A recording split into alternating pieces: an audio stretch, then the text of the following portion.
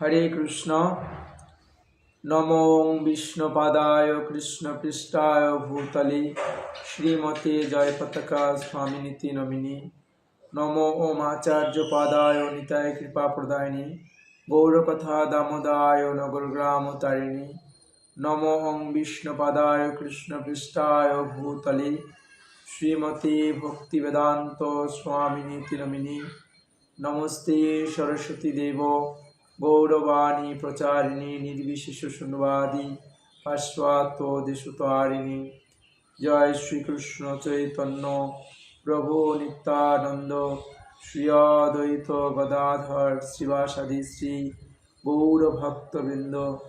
हरे कृष्ण कृष्ण कृष्ण हरे हरे, हरे राम राम राम हरे हरे। हरे कृष्ण। सुधी भक्तबृंद सकलेर श्रीचरण कमले आमार भुलंटित दंडवत प्रणति ज्ञापन करछि। प्रथमे प्रणति ज्ञापन करछि आमार जन्मदाता पितामाता, तारपरे प्रणाम निवेदन करछि आमार शिक्षागुरु, प्रणाम निवेदन करछि आमार दीक्षागुरु सह समस्त भक्तबृंदेर श्रीरातुल चरणे। हरे कृष्ण। शुধু भक्तगण, 2015 সালের मार्च मासेर 16 तारिखे आमार पारमार्थिक जन्मदिन। अर्थात এই दिन आमी आमार परमार्थ गुरु महाराज श्री श्रीमद ছিল জয়পতাকা স্বামী গুরু মহারাজের কাছ থেকে শ্রী শ্রী পুণ্ডরিক ধাম মেঘল হাটহাজারিতে আমার হরিনাম দীক্ষা হয়।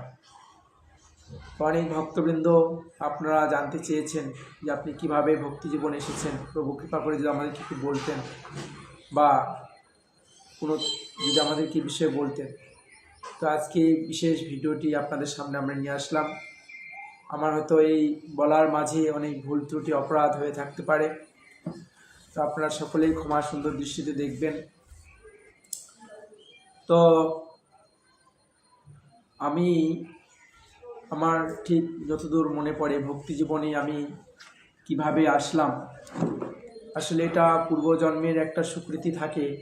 শাস্ত্রে বলছে বহুনাম জন্মান্তে জ্ঞানবান মাম প্রপদ্যতি বাসুদেব সর্বমিতি সমাত্মা সদর্লুভ। বহু বহু জন্মের পর একজন তত্ত্বজ্ঞ ব্যক্তি আমাকে জেনে আমার উপাসনা করে, এরকম মহাত্মা ব্যক্তি অত্যন্ত দুর্লভ। তবে আমি নিজেকে অনেক সৌভাগ্যবান মনে করি যে আজকে শ্রীল প্রভুপাদের কৃপায় আজকে আমার পরমার্থ গুরু মহারাজের শ্রীচরণ কমলে আশ্রয় লাভ করে পারমার্থিক জীবনে আজকে আমি এত দূর অগ্রসর হয়েছি। আমার ভক্তি জীবনে অগ্রসর হওয়ার বা ভক্তি জীবনে এই পর্যায়ে আসার পেছনে যাদের অবদান রয়েছে তাদেরকে আজকে আমি অকপটভাবে তাদের কথা আমি না স্বীকার করলেই নয় এবং তাদের কাছে কৃতজ্ঞতা প্রকাশ না করলেই নয়। আমি সে বিষয়ে আপনাদেরকে বলতে চাই। আমি ভক্তি জীবনে ছোটোবেলা থেকেই শাস্ত্রগ্রন্থ অধ্যয়ন করতাম এবং নিয়মিত ভাগবত শ্রবণ করতাম এবং আমার মাতৃজননী আমার গর্ভধারিণী মা তিনি একজন ভগবত ভক্ত ছিলেন। ছোটোবেলা থেকেই আমি দেখতাম তিনি বিভিন্ন বার ব্রত উপবাস করতেন। তা আমি আমার মার সঙ্গে সঙ্গে সেই সমস্ত আমি ব্রত করার চেষ্টা করতাম এবং আমার বাবা তিনি বিভিন্ন ধর্মীয় শাস্ত্রগ্রন্থ অধ্যয়ন করতেন, তো আমিও সেই সমস্ত শাস্ত্রগ্রন্থ অধ্যয়ন করতাম। তো এইভাবে ভক্তি জীবনের সূচনাটা ঠিক কবে হয়েছে আমার মনে নেই, তবে যারা ভক্তি জীবনে আমাকে অনুপ্রাণিত করেছে আমি তাদের কাছে চিরকৃতজ্ঞ এবং অনেক ঋণী। বিশেষ করে আমি এখন যাদের নাম বলবো, বিশেষ করে আমার ভক্তি জীবনে টার্নিং পয়েন্টে কাজ করেছিলেন বিশেষ করে পঞ্চমী রায়, জগৎমোহন যাদব দাস প্রভু, জয়ন্ত প্রভু এবং সুব্রত সুধমা সখা দাস অধিকারী প্রভু এবং আমাদের জয়পুরহাট জেলার কৃষ্ণ। তো আমাকে তখন আমার বিশেষ করে জয়পুরহাট জেলার সুযোগ্য অধ্যক্ষ আমাদের শ্রীপাদ নিতাই কৃষ্ণ দাস প্রভু তিনি আমাকে যথেষ্ট সহযোগিতা করেছিলেন। তো তো একটা সময় যখন যেরকম আধ্যাত্মিক গুরুর সন্ধানে আমি যখন ঘুরছিলাম, তখন হঠাৎ করে এক জনক আত্মীয় আমাকে ফোন দিয়ে বললেন যে আজকে আমাদের গ্রামে একটা প্রোগ্রাম হবে, তো তুমি সেই প্রোগ্রামে চলে এসো। তো আমি আমার একটা বাইসাইকেল ছিল, সেই সাইকেলটা চলে আমি সেই জনক আমার আত্মীয়র বাসায় গেলাম, জনক আত্মীয়র বাসায়। তো সেখানে গিয়ে আমি সন্ধ্যায় সেখানে একটা প্রোগ্রাম হলো এবং সেই প্রোগ্রামে সমস্ত গ্রামবাসী সেখানে তারা আসলেন এবং সেখানে সেই রাত্রে প্রায় প্রচুর আনন্দ নৃত্য কীর্তন হলো এবং সেখানে আমি একটা গীতা দেখেছিলাম, একটা বড় সাইজের, তখন আমার মনে পড়ে না আসলে সেটার নাম ছিল শ্রীমদ্ ভগবদ্ গীতা যথাযথ। তো আমি সেই গ্রন্থটি নিতে চেয়েছিলাম, কিন্তু তাদের কাছে একটি ছিল এবং আমি পরে জানতে পেরেছিলাম যে তারা রাজশাহী ইস্কন মন্দির থেকে শ্রীপাদ রামেশ্বর গৌরদাস ব্রহ্মচারী প্রভু নামে প্রভু এবং তার সঙ্গে নাম প্রেম দাস প্রভু সহ এবং রাজশাহী বিশ্ববিদ্যালয়ের অনেক শিক্ষার্থীরা সেখানে এসেছিলেন এবং সেই সঙ্গে তাদের সঙ্গে আমি সঙ্গ লাভ করলাম এবং সারাদিন তাদের সঙ্গে ঘুরে ঘুরে আমি প্রচার করলাম। এভাবেই তারা আমাকে একটা জপমালা দিলেন এবং আমাকে বললেন যে আপনি এভাবে হরিনাম করুন। এভাবে আমি হরিনাম করতে করতে আমি তখন মানে কি বলবো যে হরিনামে এত আনন্দ, আমি এইভাবে হরিনাম করলাম এবং তার কিছুদিন পরেই একটা গ্রন্থের সন্ধান পেয়ে যায়, যে গ্রন্থটা ছিল প্রভুপাদের লেখা, যেটা হচ্ছে যুগধর্ম গ্রন্থ। তো আমি তখন এইভাবে যুগধর্ম গ্রন্থটি পড়তে লাগলাম। তো যুগধর্ম গ্রন্থটি পড়ে আমি তখন চিন্তা করলাম যে এই গ্রন্থটা কে আনলেন বা কোথা থেকে আসলো। তখন আমি আমার আরেক নিকট আত্মীয়, আমি যার কথা আগে বলছিলাম যে জগৎমোহন যাদব দাস প্রভু, যিনি একজন সরকারি কর্মকর্তা, যিনি এখন একটি হসপিটালে জব করেন, তো তিনি তখন রাজশাহীতে ম্যাথসে পড়াশোনা করতেন। তো আমি মূলত স্টুডেন্টের মাধ্যমেই আমার ভক্তি জীবনে আসা। তো তখন আমি তাকে ফোন দেই এবং তাকে বলি যে আপনি আমার জন্য একটা গীতা নিয়ে আসবেন।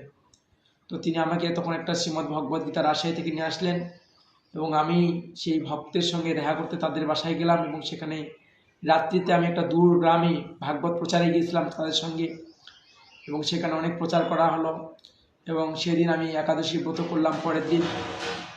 এইভাবে ধীরে ধীরে যখন আমি ভক্তি জীবনটা শুরু করছিলাম, তার কিছুদিন পরেই আমার নিতাই কৃষ্ণদাস প্রভুর সঙ্গে দেখা হয়।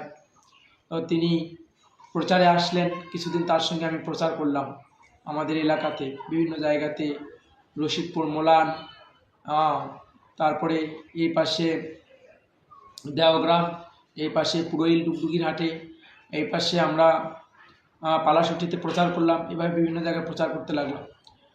তো তার কিছুদিন পরই আমার আরেকজন ভক্তের সঙ্গে দেখা হয়, সেটি হচ্ছে সুব্রত সুধমা দাস সখা প্রভু। তো তার সঙ্গে আমার দেখা হয়, তো তার সঙ্গেও আমি বেশ কিছুদিন প্রচার করলাম। তো প্রচার করতে করতে একদিন আমাদের পার্শ্ববর্তী গ্রামে আমার সতীর্থ গুরু ভ্রাতা, আমার বন্ধু, যার নাম হচ্ছে জগৎমোহন যাদব দাস প্রভু, জগৎমোহন যাদব দাস না, তার নাম হচ্ছে সর্বজয়া প্রভু, সবুজ কৃষ্ণ দাস প্রভুর সঙ্গে আমার সাক্ষাৎ হলো এবং সবুজ কৃষ্ণ দাস প্রভুর সঙ্গে মিলিত হওয়ার পরে আমি তার সঙ্গে বেশ কিছুদিন বিভিন্ন জায়গাতে আমরা প্রচার করতে লাগলাম। যখন আমি দিনাজপুর গুঞ্জাবাড়ি মন্দিরে গেলাম, সেখানে কুশল গৌরাঙ্গ প্রভুর সঙ্গে দেখা হলো।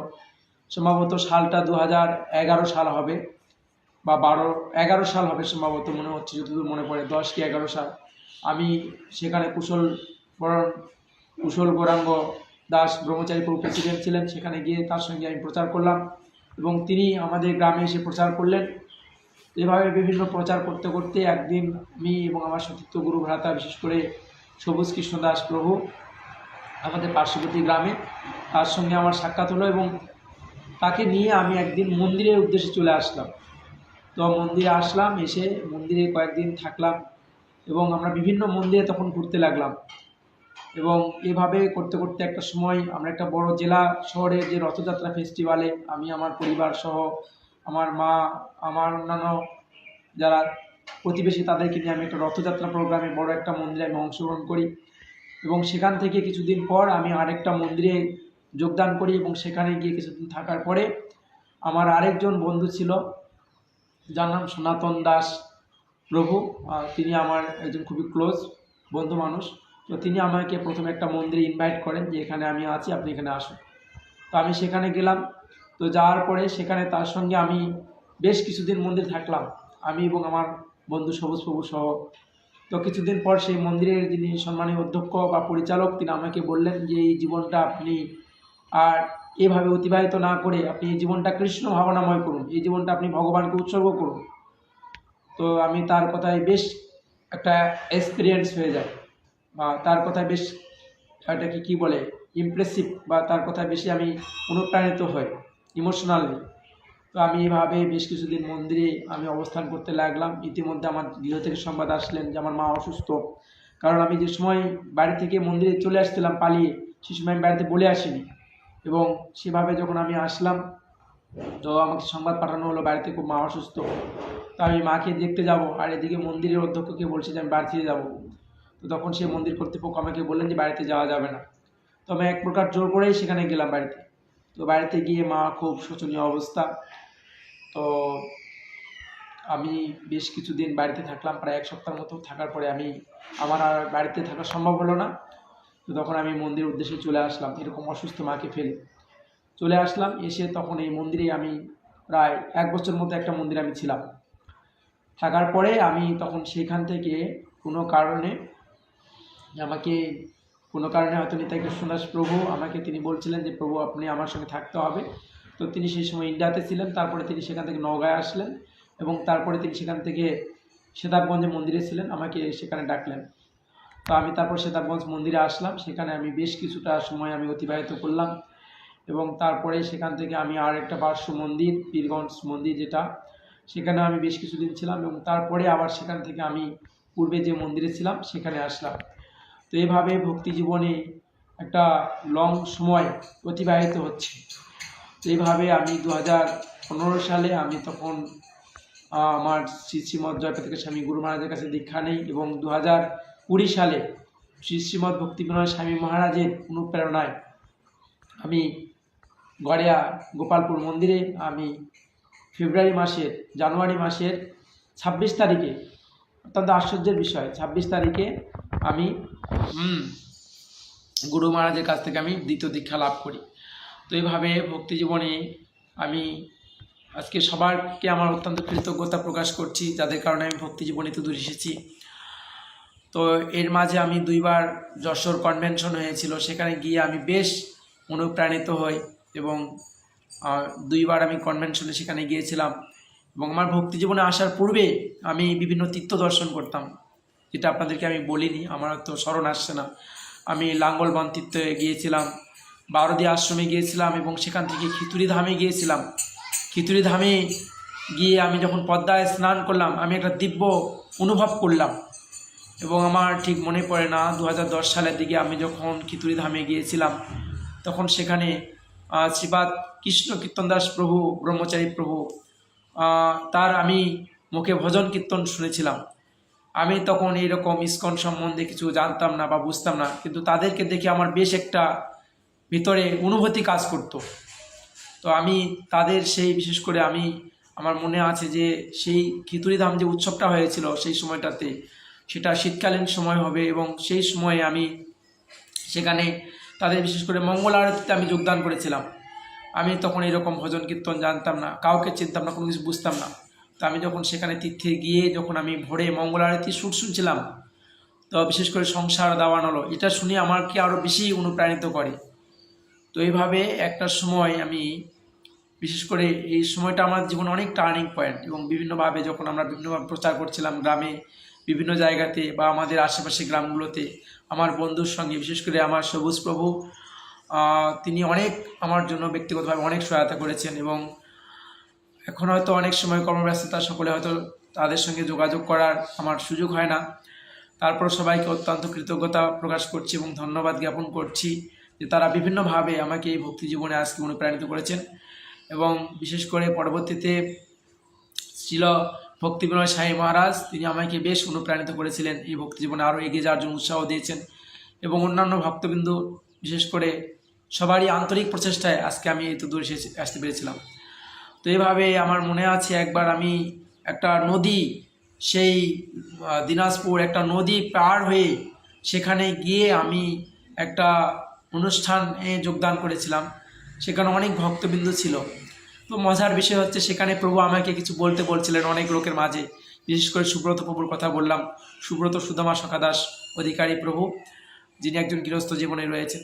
তো তিনি আমাকে সেখানে কিছু বলতে বলছিলেন, কিন্তু দুঃখের বিষয় সেদিন আমি কোনো কিছুই বলতে পারিনি। তো এভাবে বেশ কয়েক জায়গাতে তিনি আমাকে বিশেষ করে আলোচনা করার জন্য উৎসাহিত করতেন। বলতেন যে লক্ষ্মীপতি প্রভু বা লব প্রভু, আপনার মাঝে একটা প্রতিভা আছে, আপনি খুব সুন্দর প্রবচন প্রদান করেন, তো আপনি এই সমস্ত জায়গাতে প্রবচন দেন। তো আমি তখন বলতে পারতাম না। তো এইভাবে ধীরে ধীরে তিনি আমাকে কীভাবে প্রবচন দিতে হয়, কিভাবে কথাগুলো বলতে হয় সাজিয়ে গুজিয়ে, তো এগুলো আমাকে প্রায় বলতেন, অনুপ্রাণিত করতেন। তো এইভাবে পরবর্তীতে আমি অনেকগুলো স্টেজ প্রোগ্রাম করার সৌভাগ্য আমার হয়েছিল। বিশেষ করে আমি সেতাবগঞ্জে, সেখানে বিশেষ করে শ্রী শ্রীমৎ ভক্তিবিনোদ স্বামী মহারাজের সঙ্গে আমাদের স্টেজ প্রোগ্রাম করার সৌভাগ্য হয়েছে। ভক্তিপ্রিয়ঙ্গ দাদা গোস্বামী মহারাজের সঙ্গে আমার স্টেজ করার প্রোগ্রাম করার সৌভাগ্য হয়েছে। এবং জিতেন্দ্র দাস প্রভুর সঙ্গেও আমি স্টেজে একটা সময় প্রবচন প্রদান করতাম, বা একটা সময় ওনার সঙ্গে আমি প্রচার করতাম বিভিন্ন জায়গাতে। পরপর আমি 2 বার 5 বিজয় বিরাটে আমাদের ধর্মসভা করেছিলাম, 3 বার আমার স্পষ্ট মনে আছে। তো এইভাবে বিভিন্নভাবে যারা আমাকে ভক্তি জীবনে অনুপ্রাণিত করেছেন, উৎসাহিত করেছেন, তাদের কাছে আজকের এই বিশেষ দিনে, বিশেষ করে আজকে আমার দীক্ষাবার্ষিকী 10তম।